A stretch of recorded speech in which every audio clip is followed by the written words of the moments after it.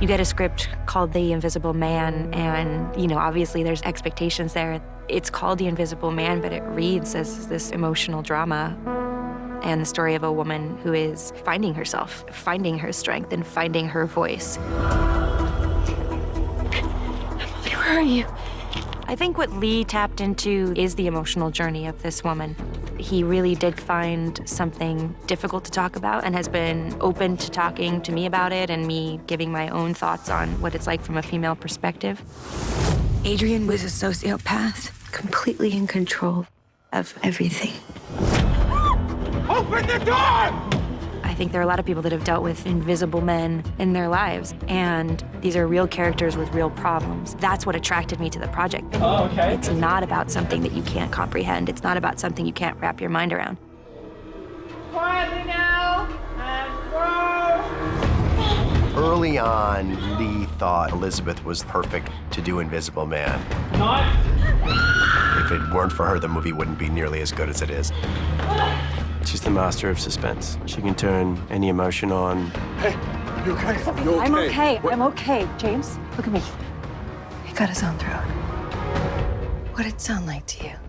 Just really, really brilliant to watch. So we can't be too far across. The most physically challenging thing was the fight sequence that we did with the Invisible Man. I loved it when I read it, and so the pressure to do it justice is kind of huge. I've never done a moment like that, and I really wanted it to be cool.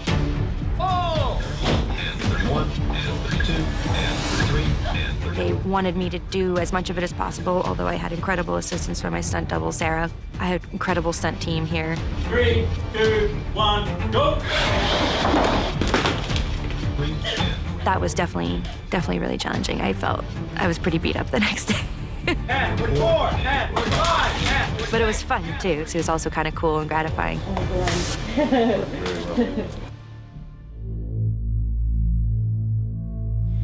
Okay, here we go. Probably the hardest thing emotionally to do was we shot the final scene the first week. So that was just a little bit of mind trip, trying to reverse engineer that and kind of think about what we wanted the final scene to be, which is this huge moment in the movie after all of this stuff has happened to Cecilia. Please, please, you have to help me. He's trying to kill himself. You have to come as fast as you can. Please.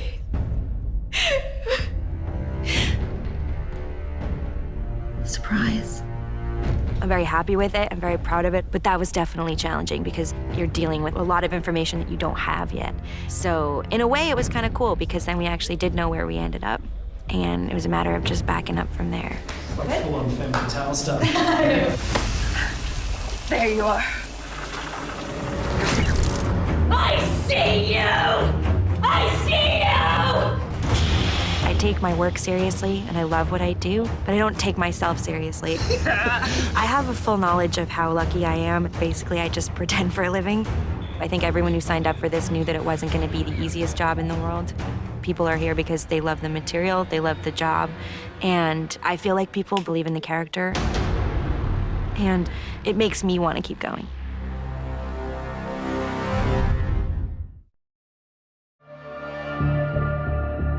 I've, of course, been a big horror fan for a long time. I've been obsessed with horror movies all through my teenage years. I was a big fan of these iconic horror villains, you know, whether it's Freddy Krueger or, you know, Pinhead.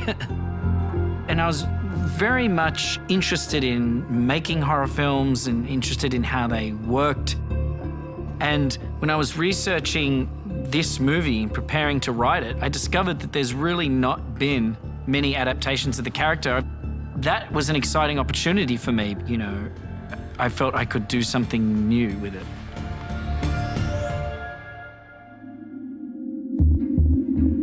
Right now, we are in Gerringong, New South Wales. Beautiful Gerringong, as you can see.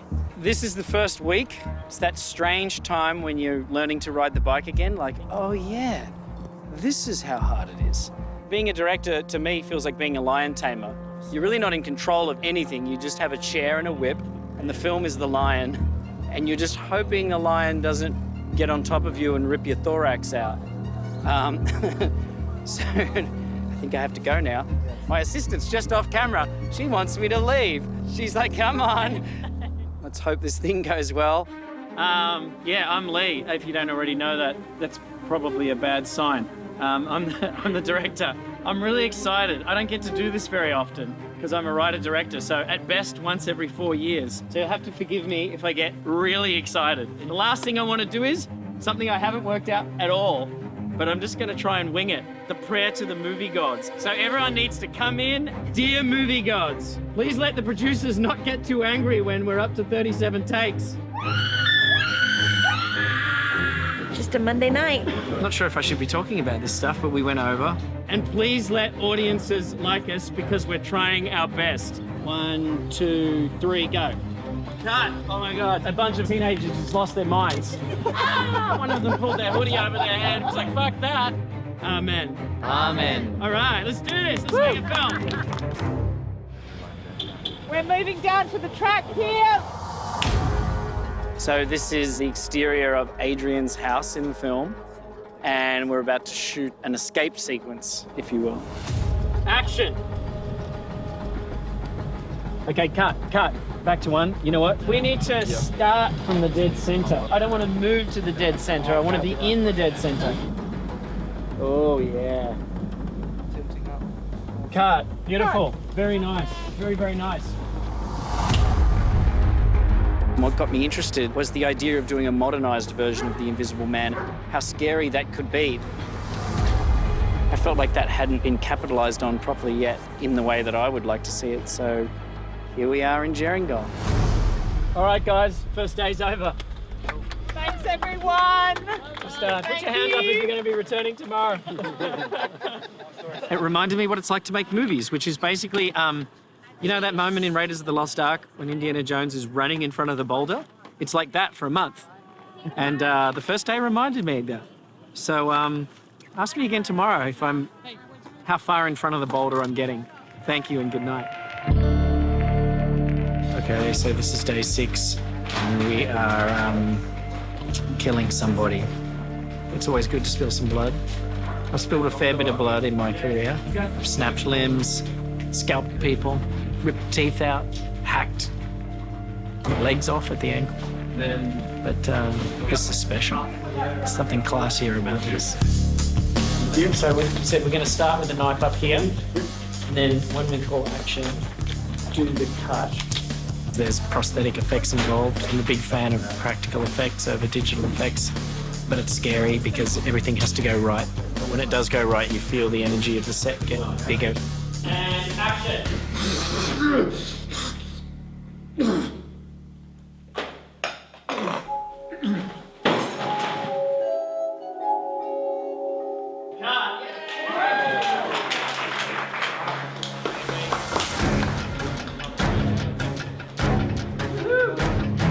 One of the things that's deceptively difficult is finding locations that look like they could be the US. What you see is our best impression of a house in the US. I shouldn't be giving away the trade secrets. I want everyone who's watching this movie to think that we're in the US, but we're not. We spent 3 hours trying to find the right container for the milk. This is what we do all day. If you ever wonder why it takes so long to make movies, milk is the problem. Tonight we get to break some glass. This is all the effort you have to go to shatter one window in the film. But yeah, he really just runs at it. You know, it's like the car crash in Whiplash. Like, we can see it, but she can't. The audience will see something coming. And we'll be like, and action.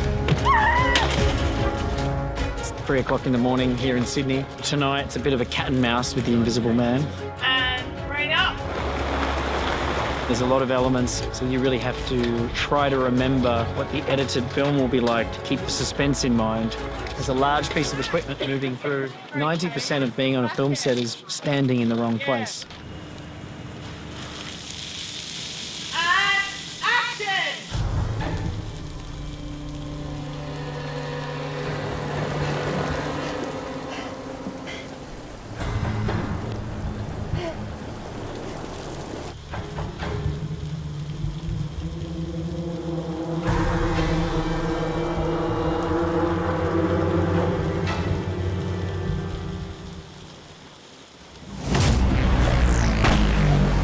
learning how to beat me. So I'm gonna truly teach you something. Put your hands up! Cut. Cut! Count late. Okay, like that one. Well done, Lizzie. Hi there. I have gloves. But they're a bit ratty, aren't they? So this is a major street in Sydney that we have turned into a street in San Francisco. Look, it's an American taxi cab. We're about to show some footage from the film to the crew to show them what they've been working on. It's usually a good motivator. It's usually weirdly nerve-wracking. It's kind of the first time you've shown it. There you go. So I think it went well. I think they liked it. They clapped at the end, so that's always a good sign. Today we're doing a big sequence of someone being attacked. Elizabeth Moss, to be specific. We did it all with motion control, which is basically a robotic camera. But it's really, really difficult because with motion control you have to work to a count. 47, 48. You need to do certain things at certain times because the camera will move when it's going to move. Here we go, and go. And 12, and 13, and 14, and... You have to listen to the count while you're acting, which is a Herculean feat of multitasking that I could not achieve. But she just pulls it off. 3, 2, 1, pull! 31, and 32, and 33, and 34, and 35, and 36, and 37, and 38, and 39, and 40, and 41.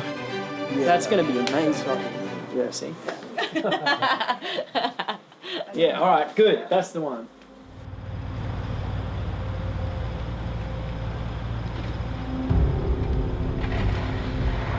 So we just tried to get a really impossible shot coming out of a moving car, down the road, into another moving car. All handheld, achieved by people physically handing the camera to other people.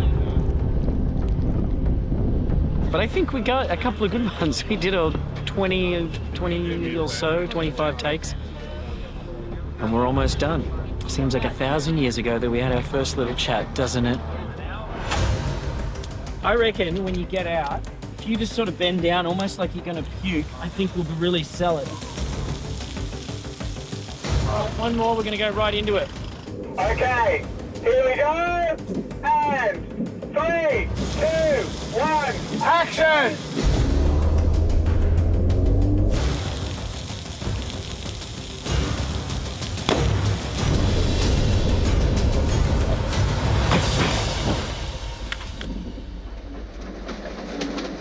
Cut!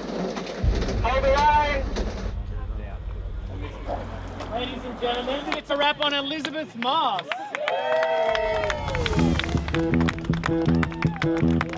So here I am. As you can see, the sun is rising over Sydney. We did that classic race the sun. Yeah, so it's a good feeling. It's always a good feeling on this moment. Everyone sort of comes together because the film set is a tense place. There's a lot of pressure to beat the clock, to get everything done. And then at the end, everyone just relaxes. You get to see people's true selves without being in a pressure cooker. But the journey's only just begun for me. Now I got to cut it together. But I'm very happy with what I got. And yeah, this has been a fun one. Very fun. So, see you soon.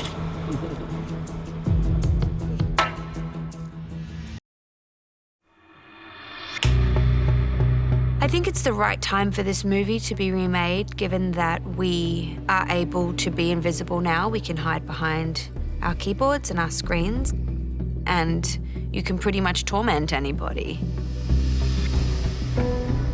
You can say whatever you want. There's no accountability. They're anonymous. They can do whatever they want. You get to see the true essence of a human. You think you're learning how to beat me, so I'm gonna truly teach you something. Rather than the phone. Lee really did write a very clear emotional through line for this character. He also has an incredible knowledge of the genre and a love for it, a true passion for it. Stop. It's always great when you have a director who's really excited, not only about the project, but about the actors. So we can just feel relaxed and just, you know, do the job that we want to do and take risks that we want to take without feeling inhibited. We need to see people that we see in life, and the world is made up of a lot of different kinds of people. I have interest in telling their stories. Good morning, Cecilia.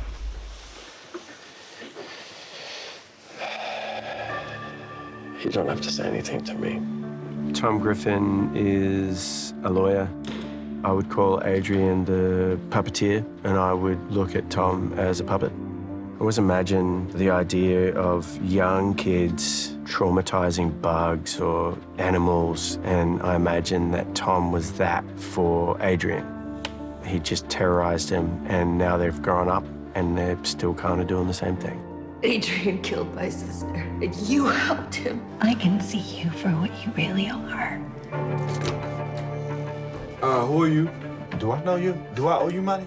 Who is James? James Lanier, you know, he's a single father, a good man, working man. He's a police officer. Rolling bikes holding on. We are doing Aldous and I's first scene in the film. He's so professional, and obviously, like, he's an incredible actor. Hopefully, I step in proper and I don't look foolish. Hey, see, he's not out there. I promise. Despite their very, very long relationship, James and City, they don't believe her, and that gets more and more frustrating to her. I wanted someone who was a bit of an audience surrogate, who was seeing the movie through the perspective of normality, that this is crazy. And so I created this character called James, played by Aldous Hodge, who is someone she's living with. She feels like she's imposing on him just by crashing on his couch. And she tries to take care of James's daughter, Sydney, who's played by Storm Reed. It was really important to have that other perspective on what she was going through. Sydney is just a 15 or 16-year-old girl who loves fashion, loves her dad. Cecilia acts as a mother figure to Sydney. Storm, she's doing things that I would never have even thought to do. She's so bright and so professional. Noise. Action. Cut. Very nice. Emily Cass, she hasn't got the vulnerability, certainly not on the surface, that Cecilia has. Can I start you off with some water? Just the free kind. Okay, tap it is. Cool. She's a nice antidote to the softness that Elizabeth brings to Cecilia. You have the strength that I don't have. Mm-hmm. And I envy it. Sure. Police, show me your hand! I have to be honest, I just signed on to this movie because I thought it was just a really solid script and a great story, and Lizzie was going to be a part of it. And I'm a huge fan of her and her work. Ollie, seriously, you have to do a really difficult thing, which was step in and do the beginning of a film and an end of the film with not a lot in between. And to show an audience a character like that without a lot of material is actually really difficult. We didn't have any time. I met him the week before we started shooting. Lizzie was hugely helpful with offering up ideas, and we wanted to show the cycle of what these relationships are about. How people end up back in these relationships, even though they know better. It's about the pull of what these people do. Specifically what Adrian does to grab them back.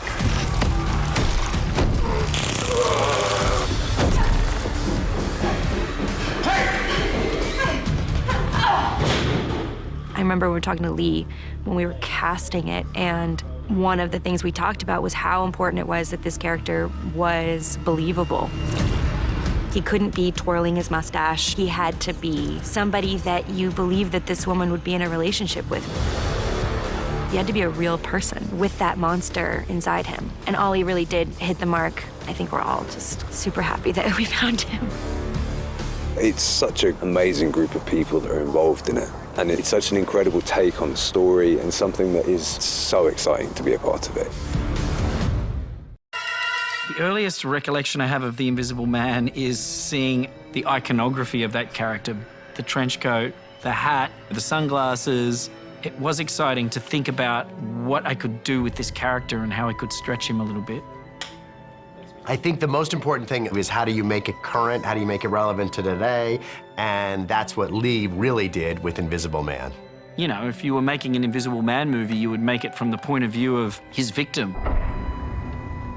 A woman who escapes from her abusive partner in the middle of the night and then finds out he's killed himself, but doesn't quite believe it. especially when mysterious things start happening. I felt that there were a lot of elements about that power that had not been exploited in the way that I would like to see them be exploited. It was important for me that invisibility be something the audience could accept. I didn't want anybody drinking a potion and then just disappearing. I wanted it to be something that was grounded in reality. I decided to approach it from a technological standpoint. I did a bit of research in how invisibility could be achieved. Usually it starts with military tech. You know, they're developing some sort of camouflage for soldiers that allows them to be invisible. I wanted this to at least feel grounded in reality. And I knew that I had to exploit his power in a ruthless way. What?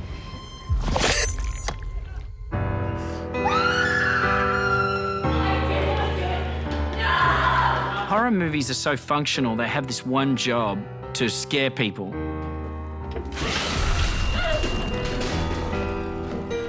And so that's always the #1 goal. And then as you're writing, all this stuff starts to bleed into it. When I'm writing a film, I don't like to approach it from the angle of a theme or a message.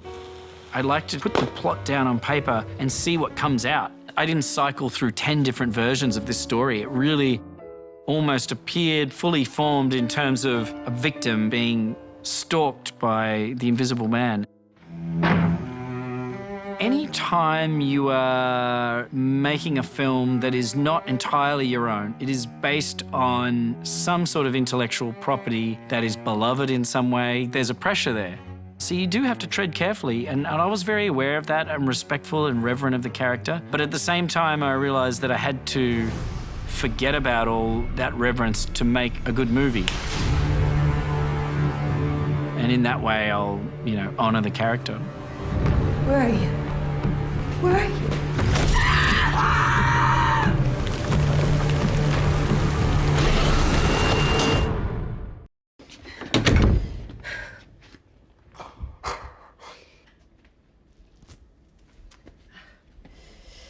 I'm sorry, I'm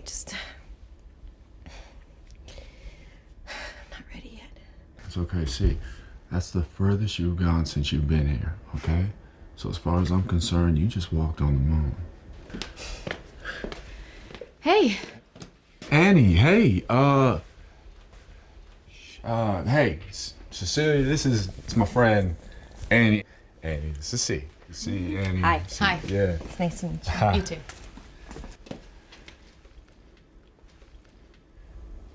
I should just go. I'll go. You should. Just get Sydney. Because, yeah, Sid. Mm-hmm. She right back there. Okay, so, that's Cecilia. She's just my friend. Like, she's staying with me for a little while till she get back on her feet. Like she going through some things. Like, we never, like, that's, like, we don't. You don't have to explain anything, James. We've been on 2 dates. Yeah. I mean, I know. It's just, you know, because So I'm gonna go home and get ready for work. Yeah. Hey, you know what? Why don't you call me? We could do lunch next week or something, or we could whatever works for you later, sooner. I don't know. We could. I'm sorry. I don't know what the rules are here. Aren't cops supposed to know all the rules? Not this one. This cop or this rule? Both. Bye. All right. You take care. All right. Yeah. Okay. Changing room montage. Yay. Feel me in this? Mm-hmm. I love that jacket. Thank you. It's my latest creation. God, you are cooler than I ever was. Or ever will be, for that matter. Honest opinion on the whole outfit, though. I could take it. Okay, I would change the t-shirt. No. You know, like make the jacket sort of the statement. No, you don't recognize groundbreaking combinations when you see them. This is a groundbreaking combination. No, I'm just saying that, in high school, you kind of want to blend in a little bit. And then in college is when you reveal your wonderfully unique self. Feel it? Mm-hmm. You did that? I'm still working on the reveal. Mm-hmm. Yeah, it's coming. Okay. So, more like this. Look at that walk. Oh, yeah. Listen here, Miss Chanel. When you don't have money for classy, you gotta make do with crazy. Okay, A, my Chanel days are over before they begin. And B, will you please hurry up? Your dad's gonna kill me. Oh, really? So you're gonna let a man push you around? You know what? You're right. Take your time. He can wait. Let's get it right. Yeah. I'll lose the jacket. Yes. Save it for Parsons. They're not gonna know what hit him.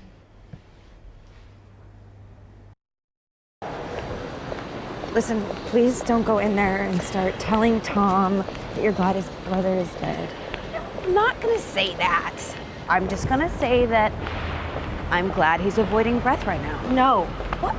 I'll be perfectly happy as long as I can dig him up and snip his balls off with my gardening shears. You okay? Yeah. Come on. Blow it up. Make it rain. Out to sea.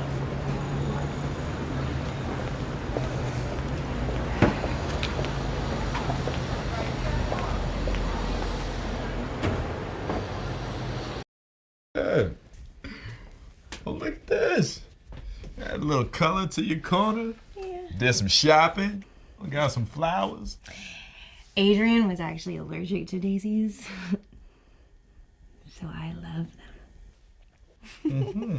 Yeah, I just want to, like, I guess start over a little bit, you know, and my friend from school knows somebody who works at this really great architecture firm, and she said maybe she could help me get an interview there, and that would be cool, so we'll see.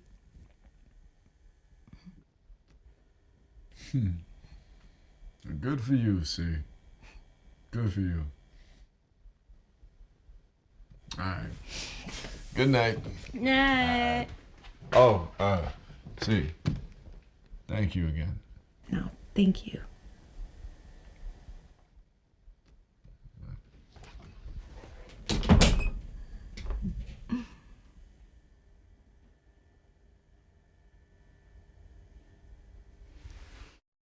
My stupid phone didn't go off. And now I'm late. I can't find my keys. Have you seen them? Where are my keys? You want something to eat? No, it's just coffee. All right, well, hey. I have mine. I haven't touched it yet. Oh, thank you. Where is it? Okay. Oh, thank you.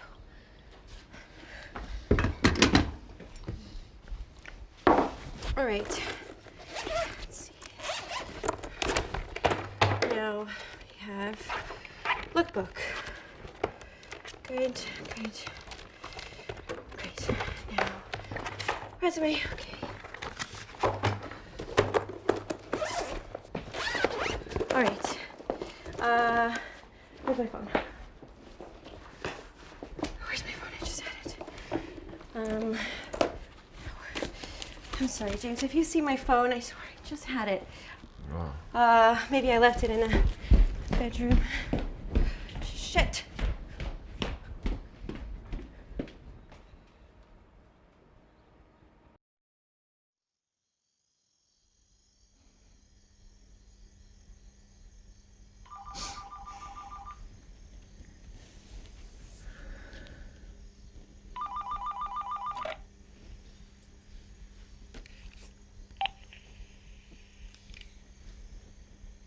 Hello? Hey, it's me. Hey. What's wrong? James thought I should call you.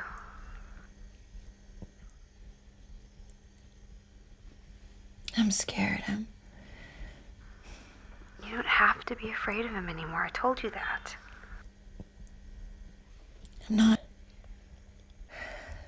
I'm not scared of him. I'm scared of myself. I'm scared I'm losing my mind. Honey, you gotta get out of that house. Can you meet me for dinner tonight? We're gonna get shit-faced and forget about everything. I can't just keep relying on my little sister to put me back together my whole life. It's pathetic. I'm gonna make you butt chug a Mai Tai tonight. What is butt chugging? I'll not accept a no, so you might as well start getting ready. Okay, bye.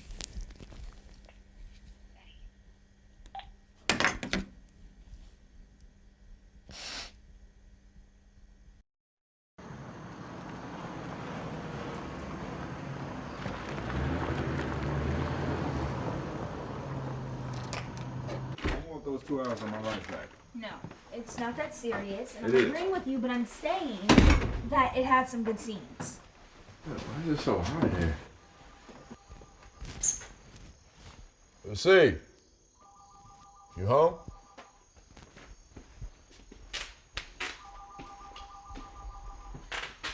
See?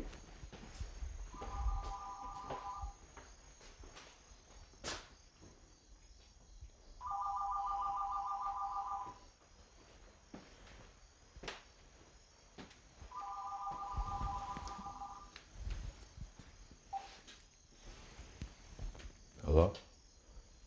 Hey, no, I have no idea. I just walked in. Okay, yeah. I'll call you back later.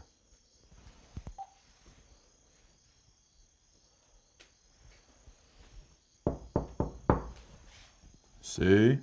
You in there?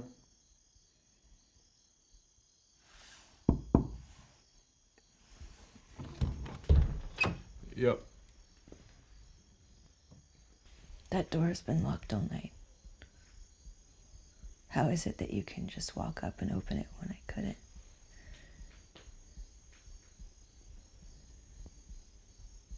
Isn't that strange to you? Yeah, it is. There's someone sitting in that chair. See it? Look at it. It's him.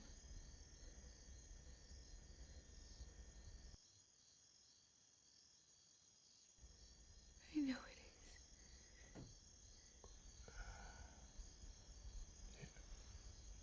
is. You want me to check? I'll check.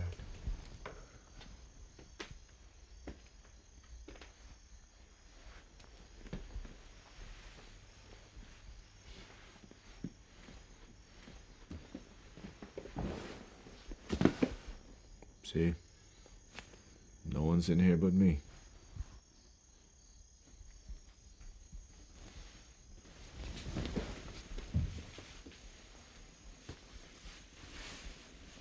Hey, see? You still feel like Adrian's here, you just can't see him. I tried telling someone what I believe.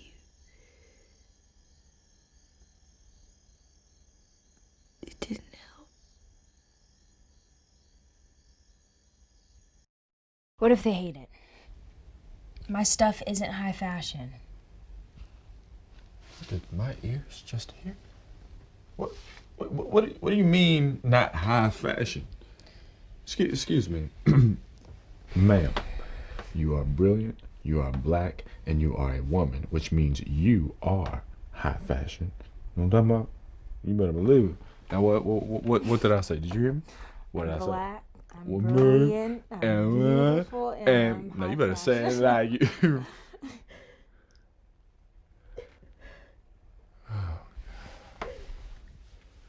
Can I go check on her, Dad? No, don't say it. I got this. No, please.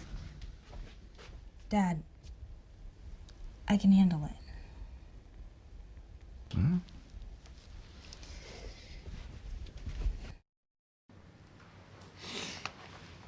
There were 100 witnesses. It's never going to be good. Look, a lot can be milked out of insanity defense. I don't need to tell you that. She needs treatment now, James. Not us.